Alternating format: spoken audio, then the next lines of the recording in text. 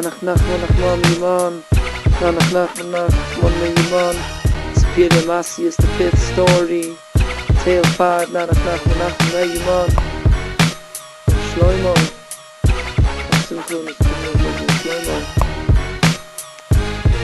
the king's son who was made of precious stones. The king's son who was made of precious stones. There was one. There was once a king who had no children. He went and got involved with doctors so that the kingdom should not be turned over.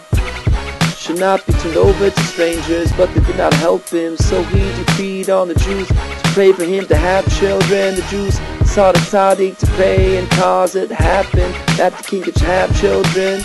And cause it happen that the king should have children. They sought and found a hidden tzaddik, and they told him to pray for the king to have children. He replied he knows nothing at all, garnished.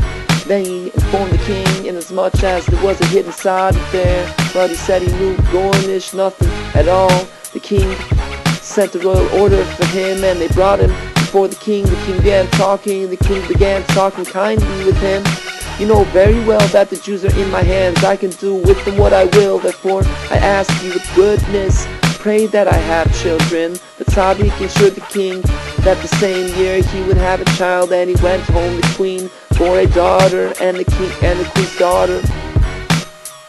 And the queen's daughter was extremely beautiful. When she was 4 years old, she knew all the wisdoms and languages and could play musical instruments. Kings from all countries would travel to see her, and it was a great joy for the king.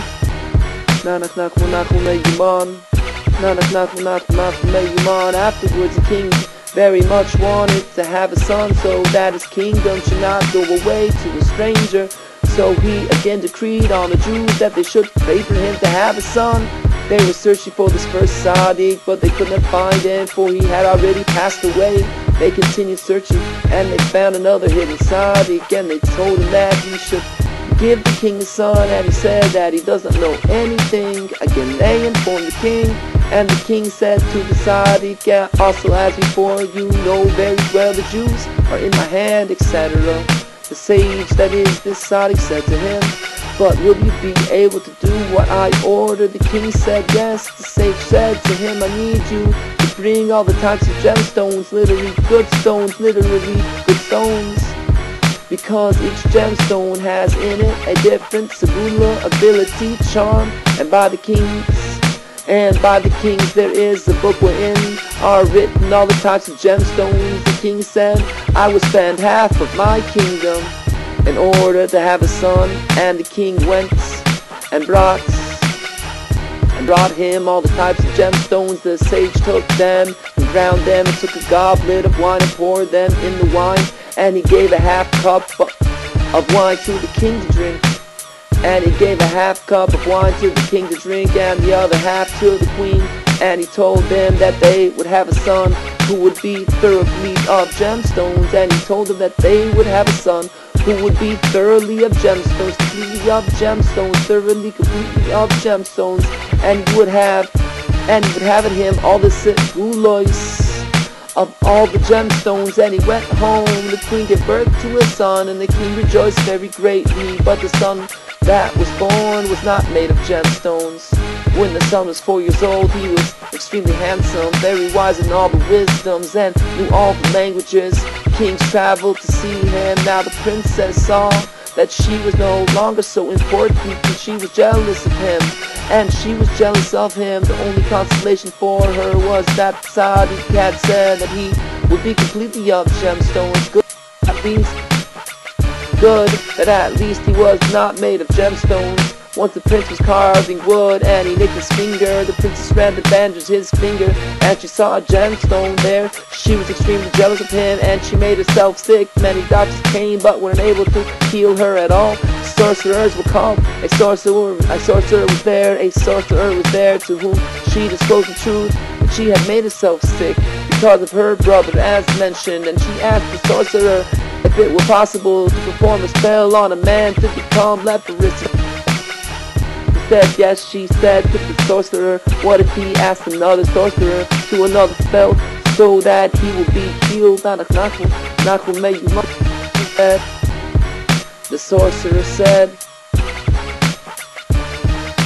The sorcerer said, if the sorcery is thrown into the water, it can no longer be annulled. She did so, and threw the sorcery into the water. The prince became very leprous. He had leprosy on his nose, on his face, and on the rest of his body.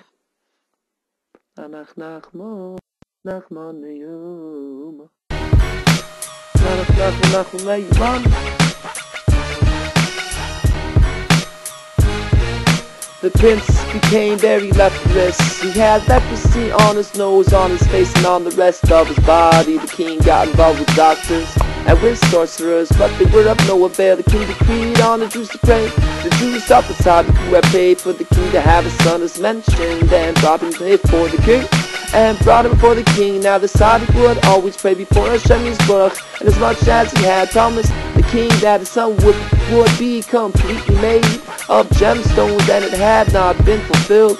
And he complained to the Abishter, the Most High God, have I done this for my honor's sake? I have done this only for your honor, and now it has not been fulfilled the way I need, and now it has not been fulfilled the way I said. And the Tzaddik came to the king,